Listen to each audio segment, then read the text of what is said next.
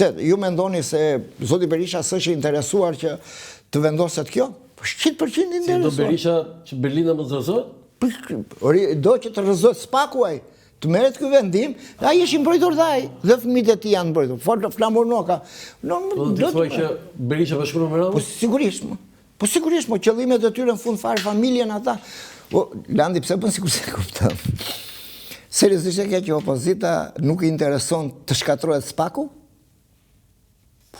Totalisht në fushën e saj. Si intereson asaj ndërrimin që bëri qeveria për mos u futur në burg, ish presidente ta. Imunitet, super imunitet dhe për ata. Po të e bashkë, ajo që bëhet, ajo zhurma atje bëhet. Se opozita nuk djetë të djegë kariket që paguan, taksa paguesi shqiptar. Opozita nuk dalë që shaj, ore, minut. E bëm një herë, rëzoh. E qëlloj dhe Gërdisi. Pa të qëlloj, thot, vatëm ne se menduam, e qëlluam Vilën 31, se menduam se ishe Dirama. Se di ka Berisha kushe? Në Surel e ka. Shkoj për protestat në Surel. Zi atje që mos vinë shpi. Shkoj për rretho këshillën e ministrave nga të gjitha anët, rri ullur dhe mos shkatro pronën private. Lera të kthejë muze, të vinë njerëz ta shikojnë. Luksin e Enveroqës dhe varfërinë tjetër të popullit shqiptar. Jo, janë bashkë për të krijuar spaku, është armik i përbashkët i atyre. Spak? Është armiku i përbashkët i opozitës dhe kjo na dëmton popullin. Kjo na dëmton ne, zotëri. Kjo na dëmton ne po të kthejmë prapë dhe në arsim. Edhe në arsim, po të thejë, që për fituar titullin profesor i asociuar është 4 vjet mas fitimit gradës shkencore doktor shkencash. Dekania ime në 2014 mori titullin doktor shkenca, në 2015 mori profesor i asociuar për një vit, sepse ishte mikesh e rektorit dhe vazhdon të jetë mikesh e rektorit. Skandal, në gjithë botën duhet të hequr ajo, ka marrë janë 100.000 euro deri tani. Në cilin fakultet është kjo? Në Elbasan. Pra e kupton që ndodh dhe janë bashkë dhe s'thon asnjë gjë. Nuk thon asnjë, po nuk e zbrita ajo, ta zbrita që janë bashkë, të gjithë rektorët e majtë dhe djathtë. Tani çfarë ka? Më gjej një deputet në botë që qëllon Gardisin me grusht. Që shan Gardisin, që i thotë do të heq nga puna sa të vi. Më gjej një vend po. Gardisi kur të vjen në pushtet tan, qofse do vjen ndonjëherë që s'kan për të vajtur, kështu siç e ka nisur, nuk dhe shërbej atia kundër Ramës, sepse Gardisi shkon për të mbrojtur të realizuar detyrat dhe të që ka dhënë garda. Po shkon mos cënohet shteti më. Gardisi mbron shtetin atje, nuk mbron Ramën dhe Belinda Ballukun se qellohet me shishe uje me këto. Më thuaj një rast në botë që ke parë, u arrestua kongresmenin në Amerikë. Për një kundërshtim që i bëri atyre, e morën arrestuan dhe kongresmenin. Dhe ai as qelloi, as shau. Vetëm i kundërshtoj me forcë. Okej. Kemi 2 foto që unë dua t'i komentoj, është njëra për lindjen e mesme, ju lutem regjia, në Leduall, për luftën në lindjen e mesme. Shtetet Bashkuara të Amerikës sulmoi Iranin dhe aty tani ka ndodhur një, është pak të thuash domino, se sulmi tani edhe Irani ka sulmuar të tjerat, po edhe të tjerat kanë sulmuar disa të tjera. Tani si ekspert i sigurisë, si një ish punonjës e shërbimit sekret, çfarë mendimi ke? Çfarë po ndodh në lindjen e mesme? Kemi të bëjmë me një mini luftë botërore? Unë po them që lufta ka filluar me modesti, sepse ma ke rritur shumë pjatës me këtë ekspert, natyrisht kam punuar me sigurinë kombëtare shumë vite, por natyrisht jam marrë me median më shumë botërore për këto gjëra. Natyrisht lufta ka filluar, lufta botërore. Ka filluar lufta botërore? Ka filluar, realisht, sepse këtu, në këto gjëra tu, është mos ta harrojmë që ai kalimi atje ke Irani që duhet i mbyllin këta kanalet edhe këto, janë të gjitha që prekin më vonë interesat e Kinës dhe Rusisë. Rusisë dhe Kinës. Mbas tyre. Dhe lufta mbështeten në demokraci, që në fakt unë nuk kam parë një demokraci në botë që të thotë do vi unë ty të bëj shtetin në Iran duke vrarë 120 gra fëmijë në shkollë. Nuk është demokraci. Do vi unë të vendos demokracinë sepse dua që të Jo, ajo ngjarje doli që se ka bërë. Po s'ka rëndësi, unë nuk thash po e bëri Amerika, që u vran. U vran 120 gra. Tani nuk vi unë të vendos demokracinë në Iran që s'ke të drejtë në asnjë vend botës, se ajo zgjedhja e popullit dhe politikës tyre, jo ta rrëzoj Amerika.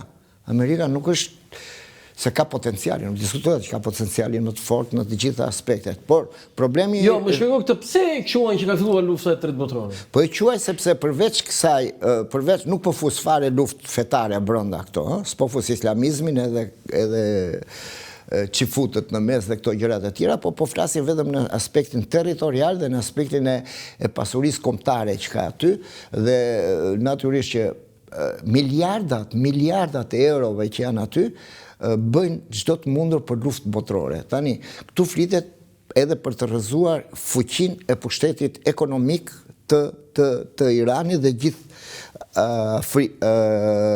të gjithë grupeve të shteteve që kanë pasuri maramëndse. E dyta është luftë botërore, sepse janë prekur shumë shtete, janë prekur, po të them, mos haro, Rusia dhe Kina preken aty, preken për rrugët tregtare, preken për ekonomin, preket për ekspansionin që duan të bëjnë dhe pushtetin të marrin, dhe forcimi tyre e shqetëson Amerikën, dhe natyrisht aty ke shumë shtete, llogaritësa shtete janë në këtë luftë që po marrin pjesë.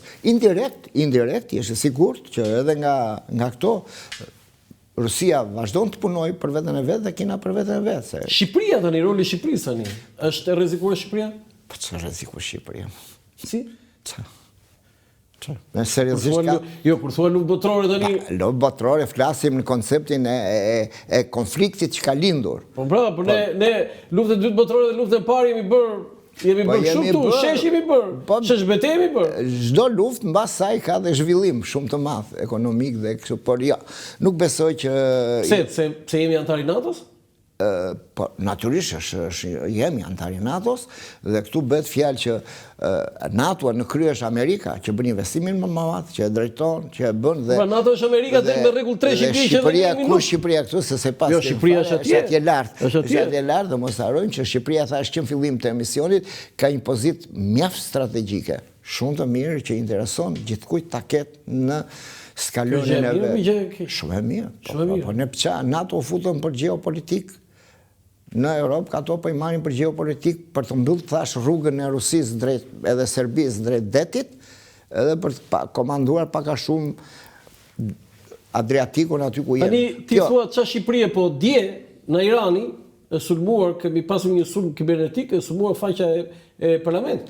Nuk është e parë që sulmohet kjo. Kjo e bën. Kur sulmohet tani, zoti Zeka nuk është njësoj. Kur sulmohet, ja, është bërë më përpara disa herë është. Po është bërë disa herë, po dhe fakti që ne kemi fut mujahedinët tu dhe jemi që... Po pra, foto tjetër kemi kambin e mujahedinëve? Do ta bëjnë ata këtë prekje të... Ja. Kjo është një kamp që është ndërtuar për arsyet që i di vetëm zoti Rama, po që ka bërë dhe të qashtë shqiptarëve. E ka bërë zoti Berisha, se fillim erdhe zoti Berisha. Ai e dha, po.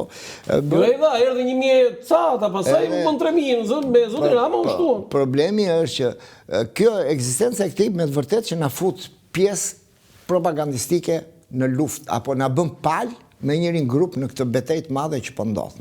Kjo na bën pjesë të luftë. Kjo na bën me ata. Jemi të rrezikuar, edhe pse them, sepse ish drejtori i përgjithshëm i policisë Gledis Nano në vendin që jeni ju tha që liderët e këtij kampi, pra liderët e opozitës iraniane, ndaj tyre janë tentuar të bëheshin atentate për t'i vrarë dhe fal bashkëpunimit dhe aftësisë policisë shqiptare, por edhe bashkëpunimit me amerikan, këtu në Shqipëri, ne e kemi shmangur.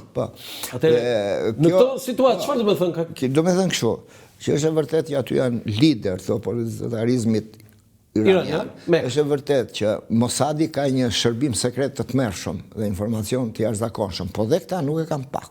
Dhe shenjat e kësaj që thoni ju i kanë dhënë ata. Nuk është e parë, po të them, që futen ndërhyn në sistemin shqiptar, në gjithçka në qeveri. Atëherë jemi rrezik, zoti Zekaj. Unë e them që, shiko, në këtë histori botërore ti je një lagje e vogël e një fshati të madh në Iran. Po mi lagje vogël ishim edhe në luftën e parë botërore, edhe luftën e dytë botërore. Në rrezik, po ishte se ishte tranziti domosdoshëm i gjithë ushtrive